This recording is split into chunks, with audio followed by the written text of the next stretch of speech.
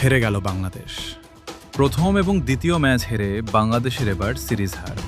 West Indies, New Zealand, Pakistan অজিতের হারানো। বাংলাদেশ কিনা হারল জিম্বাবুয়ের কাছে। কিভাবে ভুলবে সবাই এই হারের ক্ষতটা? কিভাবে ভুলবে এই জিম্বাবুয়ের সাথে সিরিজ হারের আক্ষেপটা? 248 রানের লক্ষ্যে ব্যাট করতে নামা বাংলাদেশ এদিনও শুরুতেই ব্যর্থ হয়, শুরুতেই খায় হোয়েস্ট্রো। ব্যাট হাতে ব্যর্থ সৌম্য সরকার ফিরেন ব্যক্তিগত 5 এবং দলীয় 13 রানে। দলের রান যখন 38, তখন আবার ব্যক্তিগত 9 রানে শান্ত বিদায় নেন ক্রিজ থেকে। শুরুতেই তাই প্রশ্ন জাগতে শুরু করে, এই ম্যাচেও ব্যর্থ হবে না তো টাইগারদের ব্যাটিং অর্ডার? হাল ধরেন তাওহিদ হৃদয় এবং ওপেনার তানজিদ হাসান তামিম। এই দুই ব্যাটার মিলে বাঁধেন 84 রানের জুটি। সিরিজ বাঁচানোর ম্যাচে ব্যাট হাতে হাল ধরা তানজিদ এদিন দেখা পান নিজের ওয়ানডে ক্যারিয়ারের 8ম হাফ সেঞ্চুরির 57 রানে। তামিম ফেরার পর অর্ধশতকে দেখা পান তাওহিদ হৃদয় নিজেও।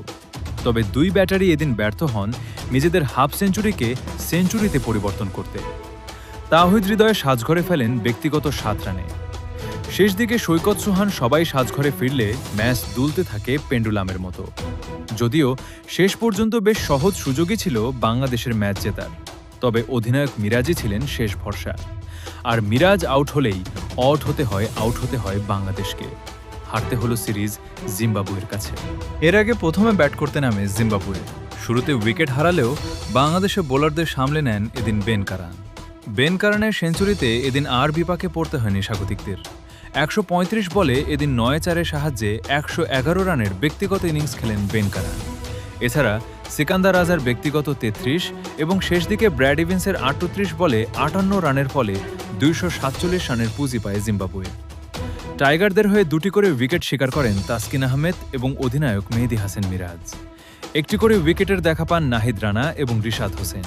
মুস্তাফিজের জায়গায় একাদশের সুযোগ পাওয়া শরীফুল ছিলেন এদিন উইকেট শূন্য। বাংলাদেশের ব্যাটিং ব্যর্থতা এবং গুরুত্বপূর্ণ মুহূর্তে উইকেট হারানোই ছিল এই হারের প্রধান কারণ। এখন শেষ ম্যাচে জিতে অন্তত সম্মান বাঁচানোর লক্ষ্য নিয়েই মাঠে নামতে হবে টাইগারদের। আপনার মতে বাংলাদেশের এই হারের জন্য সবচেয়ে বেশি দায়ী কে? ব্যাটিং, বোলিং নাকি দলের পরিকল্পনা? কমেন্টে আপনার মতামত জানাতে ভুলবেন না।